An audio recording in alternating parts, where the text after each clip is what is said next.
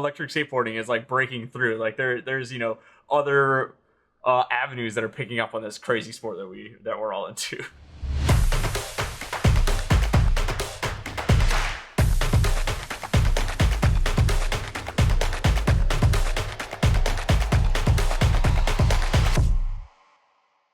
What's up, guys? Welcome back to another episode of eSKATE Chat with Evolve. We're here with our New York ambassador, Tom. How you doing, mate? How's it going, Maddie? Thanks for having me on, man. No worries. Why don't we jump straight into it and you tell us a bit about yourself. What do you do? Where are you from? Yeah, so I grew up in New Jersey, but I've been in New York for about 10 years now, probably nine years, something like that. And I live in Manhattan. I've been e-skating for since the Boosted V2 originally came out. That's when I first got into the scene and everything. Yeah, probably was that 2016, I think. I've had e-boards, and I've had the Evolve now for 2 years. So yeah, loving it. Needed it during the pandemic. Needed that extra range. Yeah, it definitely helps a little bit. As far as e-skating in New York goes, what's it like? What's the community like? What is your typical ride look like? Are you riding by yourself? How does group rides work? Yeah, I mean, so everyone definitely uses their vehicles every day for like commuting to work, right? Like that's mainly what everyone uses their vehicles in the city for. It's more of like a need than it is like a hobby or pastime for these people. It's like a necessity. And so I see people every day riding to work, all that kind of thing. But then when we do group rides, they're crazy people show up. Like we get 60, 70, 80 people on group rides on just like a normal event. When we have like a really big one, we've had 200 people at New York Electric Fest in 2019 before the whole pandemic and everything happened. I think Jeff was here for that actually. But yeah, we did a whole big ride. Every vehicle in the city was out that night. It was like 200 people. It was crazy. Yeah, it's super insane, all the footage. Is it, I think the UK's got one called Critical Mass, or is that you guys? Critical Mass, I think that's UK. Yeah. I that's not us though. Yeah. Yeah. We do NYEF, and then we also have the Broadway Bomb. But the Broadway Bomb is more of like a regular longboard thing, and that's slowly kind of transitioned to now like everything shows up. Like I did mine on my electric board last year. I'm getting old. I can't push for 8 miles anymore. Yeah. So you were skating before electric, right? Yeah. So yeah, I got my Tara back there right now behind me. And that was like my main board for a long time. A longboard dancer traditionally. I started up in high school, and we were doing like bombing parking garages. So we would like take the elevator to the top of a parking garage, ride down the whole parking garage. That's where I learned how to slide. We like made slide gloves and stuff. Like we've been skating for a while out here. And then the electric board. Like I didn't always kind of like. I was one of those guys that wasn't into electric boards when I first saw them. I was like, oh no, like that's not for me. Like I've been skating for 10 years. I don't need an electric thing. And then I tried one and I was like, oh man, like this changes everything. Like I could ride to work like 6 miles. I can get there and like be chill and not sweaty. And it's great. Yeah, that style is very evident. We'll play some of the footage of you dancing through Pier 76 right now so people can have a look at how the transition of style has occurred to electric longboards, because now you can just focus all on the footstands or footsteps and not worry about the pushing so much. You just go forever. That's the coolest part about it is, I could do a Peter Pan in a circle for 900s, 1080s, like you keep spinning, you never have to stop. It's awesome. So riding in New York is a little bit different to elsewhere in the world. We see a lot of footage from whether it's California, Miami, or Australia. We're always got these beach paths. You guys are like bombing through cities, on the streets, Central Park, obviously. You do have cycleways near the river.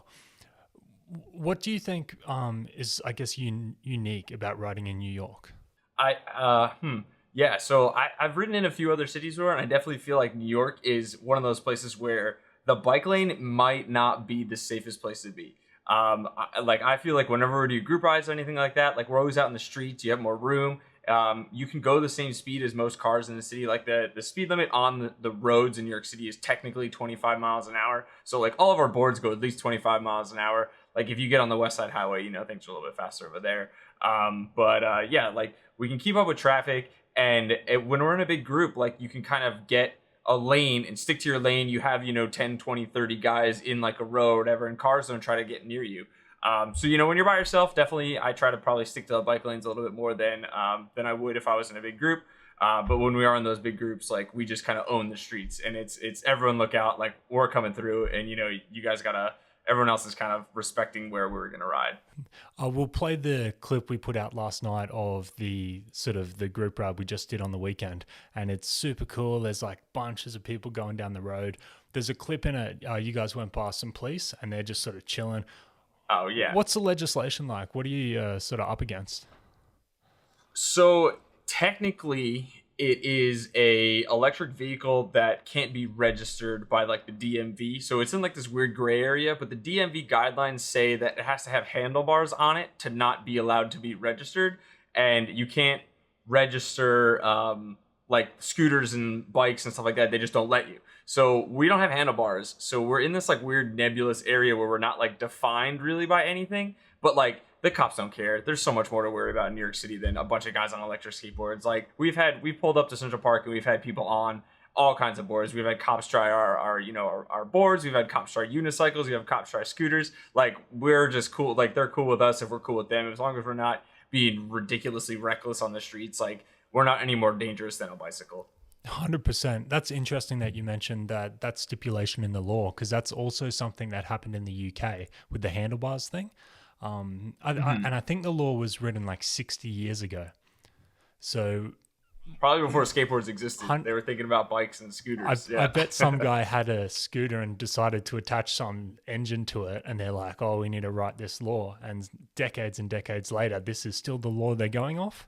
So it's just sort of, and it's crazy because like I know guys that they use their scooters, skateboards, all kinds of stuff just for like their work, right? They're doing deliveries on Uber or Seamless or whatever, and they rely on them. And it's crazy that there's still like this weird area where we're like defined, where like the city runs on electric vehicles now. Like if you banned all electric vehicles in New York City, like there would be no food deliveries going out, there'd be no packages being delivered on Amazon Prime. Like a lot of the city would just shut down. So, we definitely need to work on that and like get actual laws in place around that. But yeah, right now, like, I mean, I don't worry about it. I'm pretty sure most of other guys that come out on our rides, like, don't worry about it. It's not a thing that, we think about all the time when we go out. Do you think there's anything New York can do to invest in the infrastructure side of things, like potentially shutting down a single lane for personal electric vehicles or something along those lines? Is that possible? Yeah. Yeah, something like that would be cool. I don't know if it's like feasibly possible. We definitely have seen a lot of bike lanes expand over the last like year and a half with the pandemic and things like that. I've seen a lot of like, parking spaces being reclaimed for bike lanes, which is nice. But the one thing I feel like the city could definitely use is potentially just put public outlets out there. Put public outlets out there, let people like pull up, put $1 in a vending machine and let me charge for an hour, right? Something like that where there's some type of, regulated charging situation, because like right now, like because of the pandemic and all this stuff, we can't really charge. So we'll do a group ride, we'll do 10-15 miles or whatever, and then it kind of everyone goes home because we can't really hang out anywhere for an hour and a half and charge. Like it's not like that anymore. But pre-pandemic, 20 guys would pull up to a Dunkin' Donuts and sit inside and charge for an hour and it'd be fine. No one would have a problem with it. Get a bunch of food, whatever. But yeah, right now our rides are a little bit shorter than they used to be, but we all got long range boards now. We'll still do 10-15 miles. On Friday night we probably did 15 miles. That's definitely something that the city could definitely improve on, is just kind of supporting these vehicles and promoting it rather than making it a deterrent to getting around. 100%. The group ride on the weekend, the boys from Evolve, Trav and Andrew, flew over. We had Brandon, our Chicago ambassador, come over and help as well. We set up, we did a demo. It was the first time yourself and everyone in the New York scene got to ride the Hadean. Tell me a bit about how it all went down. Yeah, so I mean, it was awesome. So this has been like the first actual like company hosted event in a long time. Pandemic and everything. Like I know we keep bringing it up, but there hasn't been any like official events by any eSKATE company in New York City in a while. So it was great to get everybody out there. We had all kinds of people show up on all kinds of vehicles. We had guys on, unicycles came to try the Hadean and were definitely impressed by it and things like that. I'm sure there's clips I sent you of all kinds of people reacting to it. But yeah, like the board is awesome. It definitely like blew my mind the first time I got it. Corsa mode is a little bit scary, a little bit in on the 97 millimeter. I was like, whoa, okay, all right. I need to like work into this. I need to build up to it. I couldn't just jump on it and gun it. So I need some more time, So you've been riding the GTR, almost 2 years, probably 18 months. What would you say would be the most noticeable differences between GTR and Hadean? The remote right off the bat, you can feel the difference in like how the construction of it, like it's just so much smoother, it responds so much nicer. Like there's a little bit of like a grip or something like that on the thumb, and that just immediately feels nicer. And then also the deck, the bamboo deck. Like I know the carbon deck is amazing, you guys put all the time into it. For me personally, that bamboo deck on the Hadean like rocked my world. That was amazing. The little flares, the little dips on the front and the back, you really dig into it. You almost need it in that Corsa mode to kind of launch. You kind of need that resistance on the back foot there. But yeah, the bamboo board was amazing. That's the one I'm definitely going to get. But yeah, I loved it. We rode them all. We had all four out here, so I got to try all the different ones. The carbon was great. Like, the lights in it very cool. It's like a dance. So I was doing some dancing on it, and literally was like dancing on a disco nightclub floor. Like all the lights are flickering and things like that. But everyone loved it. You know, we had a bunch of people try it out there. I don't know. I'd say probably 100, maybe 120 people came through the demo. And then on the group ride, we probably had 60, 70 guys show up for the group ride.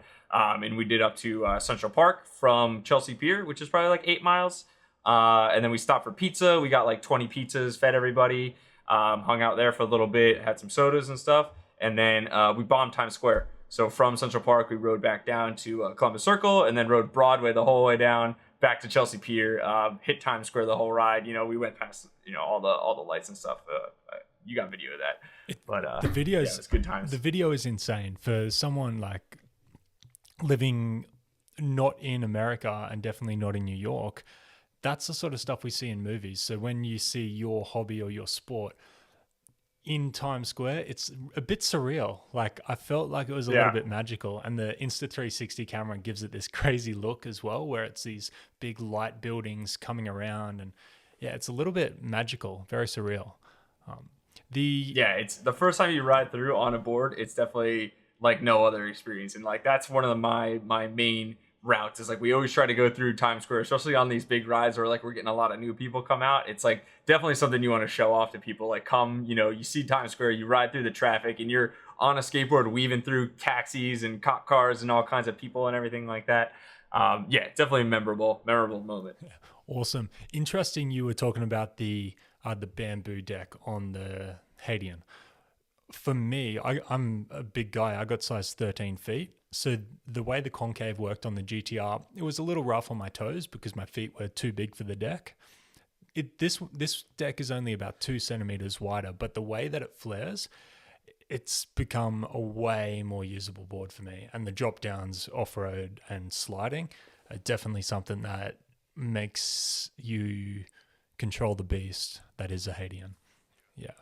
Yeah, you definitely feel the difference immediately when you step on it. It's not so different where it's unfamiliar, but you get on it and you're like, oh, this is like the bamboo GTR, but like refined. Like it has like I feel like the edges are almost a little bit rounded on the top, so it doesn't like dig into the bottom of your feet. Because I had the same problem where like my toes would just be over a little bit, and I could feel it like where I'm gripping on a little bit.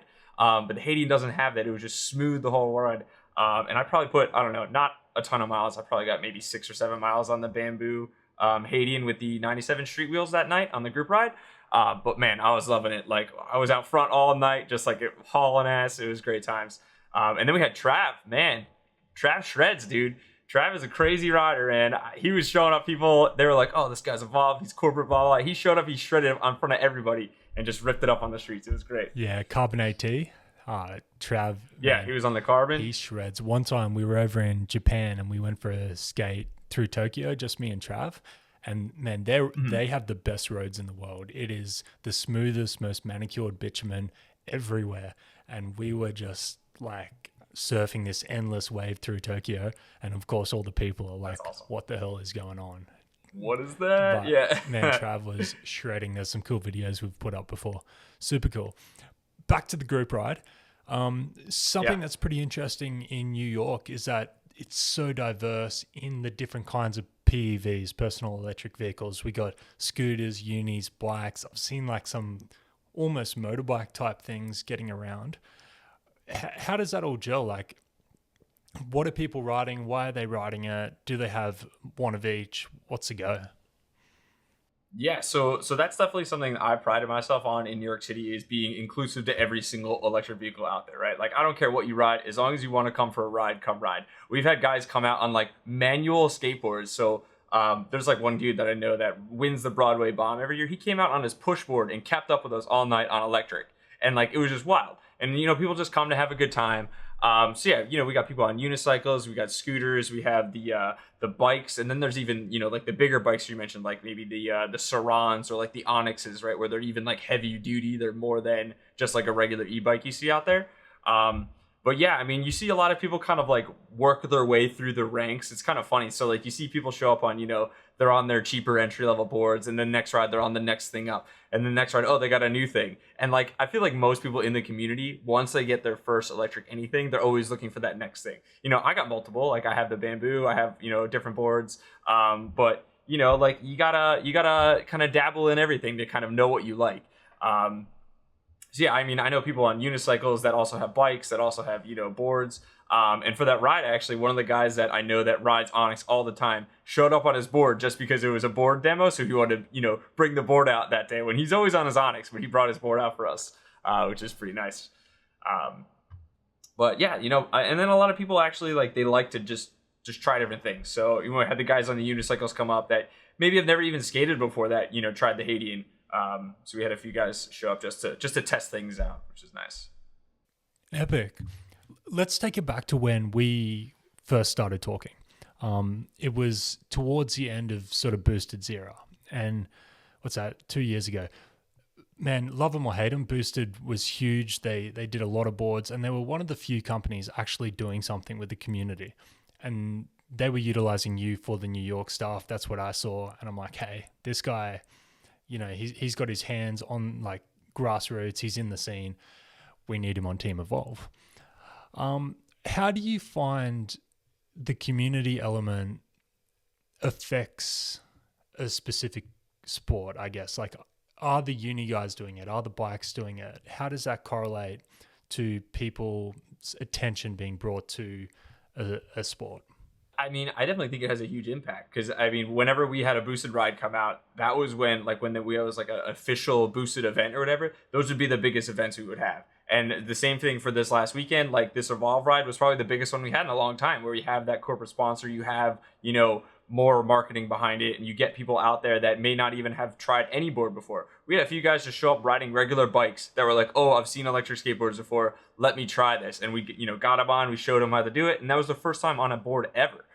So kind of having that more broad appeal where now that guy might go home and know, oh, NYC e-boarding, he heard about us, he knows he's going to come to a ride, he might get a board, and then just kind of it builds from there where, that whole community aspect just comes from different pipelines through those different, corporate sponsors. I'm trying to think. So like in the city, there probably is only other events that I know of are Super 73 doing like their bigger bike events. The unicycles, I feel like the companies themselves don't really have so much to do with the community, and the community kind of builds itself around those type of rides. So those guys definitely have like a separate type of like mindset where I guess they're like trying, it's not really where they're trying to have like these big events, right? They'll do like a group ride and they'll get 6 or 7 unicycles come out, they'll do the thing. That's fine, no problem. But like, when I do an event, I want everyone to come out. I don't care what you ride. We'll get, 80, 90 people come out. We'll do a group ride around the city. And at that point, you have people trying all kinds of different things at that point. Like even just on the group ride, like, oh, what do you ride? Oh, what do you ride? And so even there, just that community aspect of having all these different vehicles in one place just gives someone the opportunity to even find out what they like. My viewpoint is I take a lot of inspiration from other sports because before this I was a mountain biker. I rode motocross. If you look at the snowboard scene, these sports all kicked off once they became more mainstream. And the grassroots stuff is great, but at some point it does take the corporate, because they're the ones with a bit of money, to actually push this thing to the next level. So both those things are great. You mentioned Super 73. We've done some collaborations with them on rides over in California. Those guys are pushing it just as hard as us. And we think the investment, I guess, into the sport is what's going to draw people in. It's a bit of a path forward. There's, some brands out there, they want to sell you the board, and that's the business model. and they don't want to hear back from you, we want it to happen. Like we just had to cancel or postpone the Australian Open because of restrictions and lockdowns, and we were so gutted. Like that's sort of what we do this for in a lot of ways, is to get people together. Like that's the passion, the motivation is seeing people enjoying what we enjoy. Right, we're back on. We just had a slight technical difficulty. We had about a 10-minute chat offline, so let's just jump straight back into that. So we were just talking about you were talking about how quiet you noticed the Hadean was. Yeah, it's even looking back at it, like some of my footage I took, I was like really surprised about how silent it was.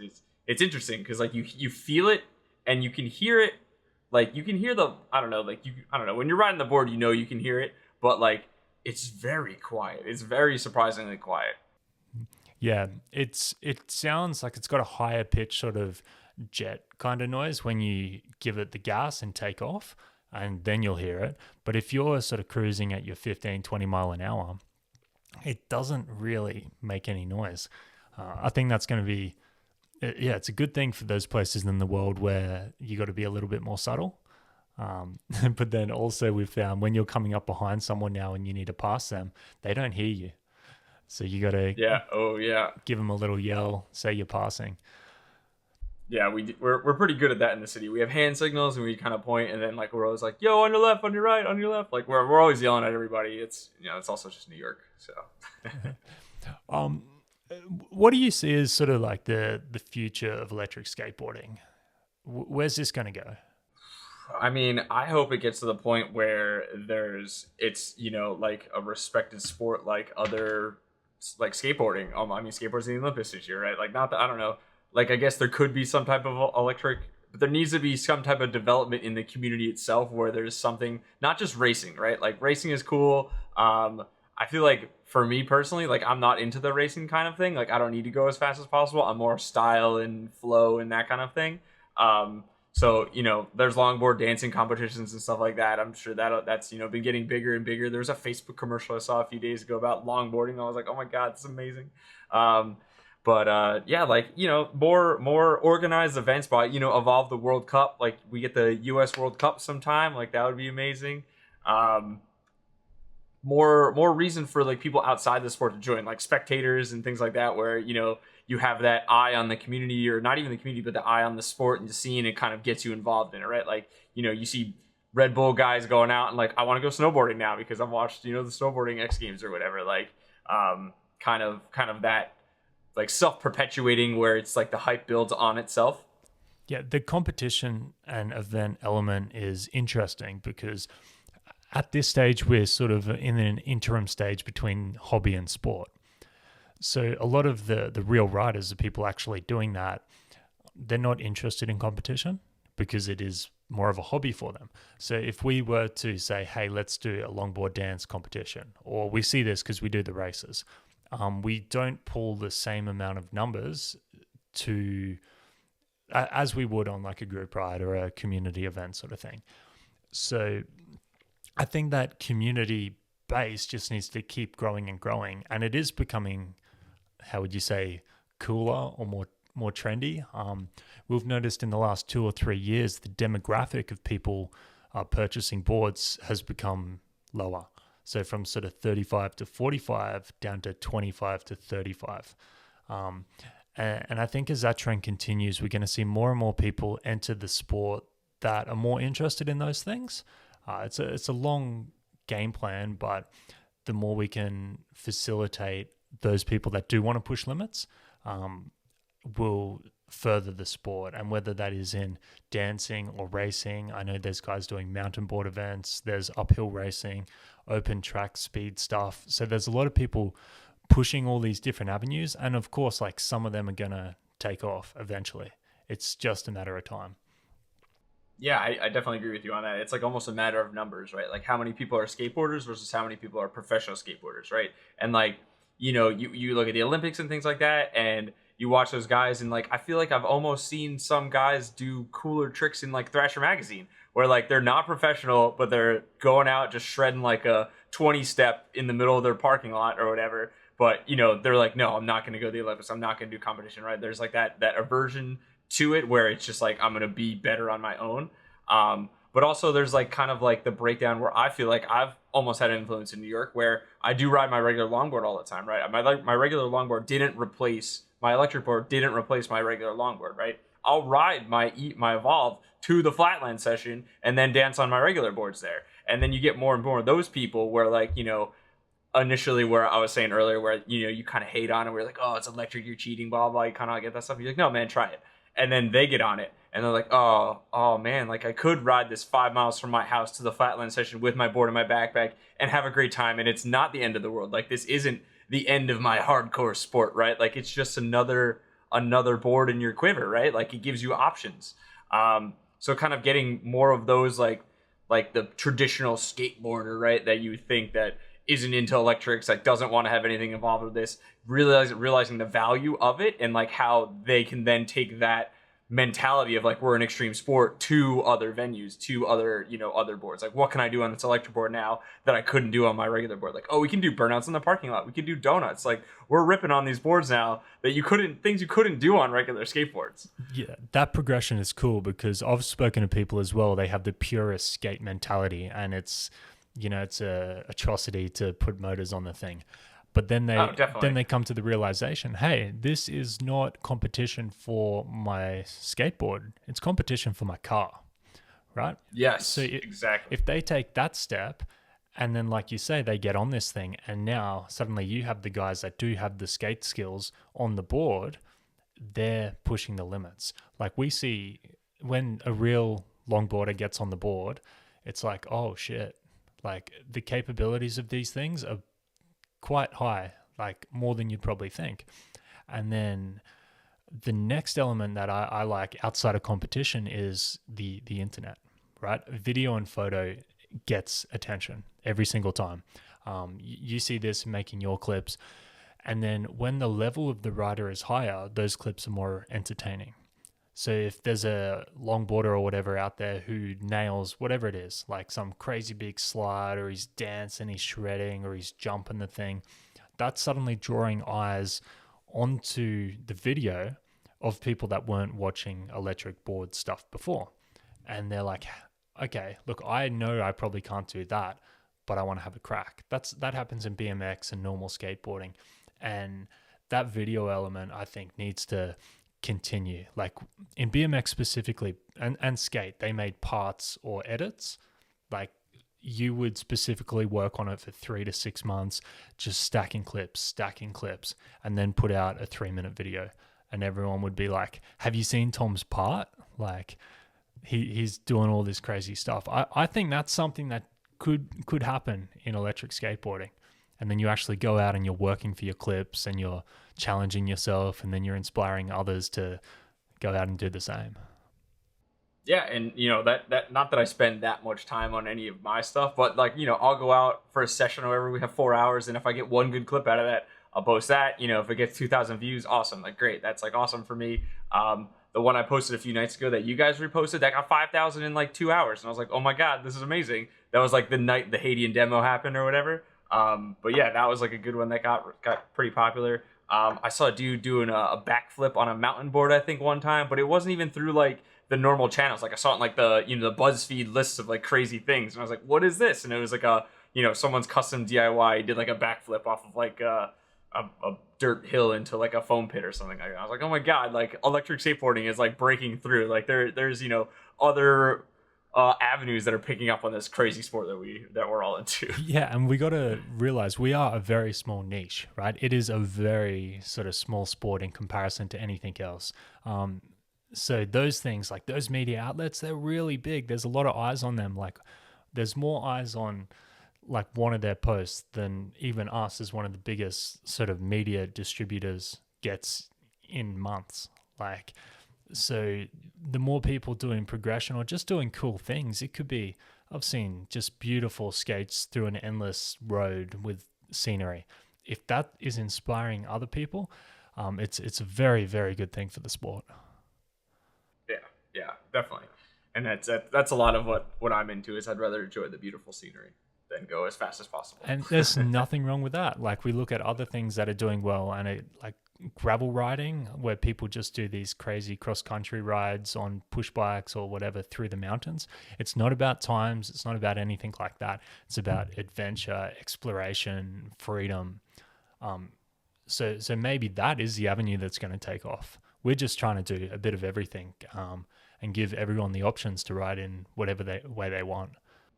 Yeah, definitely, and that could see. I mean, I could see it leading into, especially with the ranges that we're getting on, these boards nowadays. Like, I was thinking about what could we do from New York City, and like how far could we get on a single charge, and then potentially like do like some type of like camping trip, right? Like if we could take our e-boards and like make it 30 miles outside of New York, and then charge for a few hours, then make it another 30 miles, and then like post up tents or something somewhere if we could find a campground. I don't know. I was thinking about all kinds of things. As soon as I saw the range of the Hadean, it was like 50 miles on street wheels. I was like, oh, where can we go? Like, oh man, this is like road trip material now. Yeah, do it. Funny you say that. A guy called B-Boy Stretch over in the UK put up a post in Carve like a couple days ago, trying to do a camping eSKATE trip. So, oh really? That's awesome. I mean, yeah. Let's do it. Let's figure it out. If they got outlets, we're there, right? I gotta find like where the closest place to New York is where we could camp and then potentially charge at. If they have like an RV camping area, we could all plug into the RV outlets. That'd be sick. Or even doing a road trip in cars, right? And then going to this location and doing like a crazy skate there, then the next location. And hitting up the good spots around the Northeast or something. Yeah. Where's some dream spots you haven't skated but would like to? I would love to skate out in like the desert. Every time I see Joe out in Las Vegas, they're in like some abandoned like water park or something like that. I saw on one of his posts. Like I've never skated in California on any electric board, so I'd love to do that. But yeah, I see him doing like the like drainage ditches and like the tunnels and stuff. Like that all looks crazy. Like I'd love to get out there one time and ride that. And then also like Colorado, I feel like just anywhere where we can just get some big mountains and some big scenery and find some like sweet roads somewhere. Like I'd love to do anything like that. I'd like to get up to Canada, and that's in, oh yeah, that's in distance for you, so you could do that. But those pine forests and lakes, the serenity it'd be super cool. Yeah, definitely. Cool. Is there anything else that you sort of wanted to chit chat about? Yeah, I mean, I guess I just wanted to give a shout out to kind of everyone that started NYC e-boarding before I even got into it.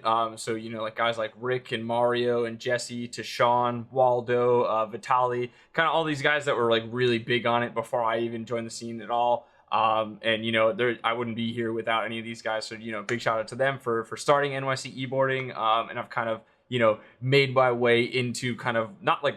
NYC e-boarding is run by the community. It is totally a community-driven thing. Anyone who wants to post a ride gets to post a ride. But I've kind of worked my way into like a leadership position there, where people are looking to me advice on what kind of rides I can plan and things like that. And so all of that wouldn't have happened without these guys kind of laying the foundation before I was even involved with any of this. So big shout out to those guys. Wicked, yeah. Shout outs to those guys too, for a bunch of them supported the ride we did on the weekend. We got a few cool messages on the socials. Who did you meet up with the Friday night before? Oh, Friday night. So that was I took Trav and Andrew out to Pier 76 because I was like, this is the first place you got to go. This is like the new hot spot. And we just showed up there, and like 3 other guys rolled up on their e-boards, and then one of them brought a case of beer, and then we ended up just like hanging out there for like an hour doing like a small like impromptu little demo. G-Shock showed up. He was out there. I'm trying to think of the other guys that were out there. Pink Helmet, I just met him. I forgot his name. Antonio, I think. Sorry if I got that wrong. But there was a whole bunch of guys that came out there that night. Sasha was there. But yeah, it was just like Pier 76 has become like the new like headquarters, I guess you'd say, of like the electric longboard, any type of skateboard scene in New York. Pier 76, anyone who doesn't know, it's up on like 34th Street on the west side. And it's an amazing, like probably an entire, maybe 2 football fields wide and long of just fresh asphalt. So head out there, Pier 76, Google it. It's the best spot to ride in New York right now. Everyone check it out. Yeah. There you go. You'll go down there this Friday night and there'll be 20 people there. Oh yeah, now I blew up my spot. That'll be awesome. That's No, it's gonna good though, definitely. that'll just about do us. So thank you so much for jumping on. Thanks for your help on the weekend. It's awesome to get ambassadors involved with what we're doing in the community. Like, you guys are on the ground every day. Shout outs to eBoard Brandon as well for coming over from Chicago. I think that was so sick to have you both there. Awesome. That was the first time I met Brandon, so it was good to meet him. And then yeah, Andrew and Trav, first time I met those guys from Evolve. But yeah, it was an awesome event, awesome weekend. We had a lot of riding in and a lot of demos, and the reception was really well. I think a lot of people that weren't expecting to like the board really liked it. We had a lot of positive feedback. So yeah, I feel like we're definitely on the right track right now to kind of blow this thing up, and hopefully this time next year everyone's on a Hadean riding around shredding New York. Fingers crossed for that. Yeah. This weekend, we're going to be in Denver, Colorado. The weekend following, San Francisco, California. So those events are on the Facebook page. Go over, check them out. Let us know you're coming. Other than that, thanks for watching, and we'll see you next time.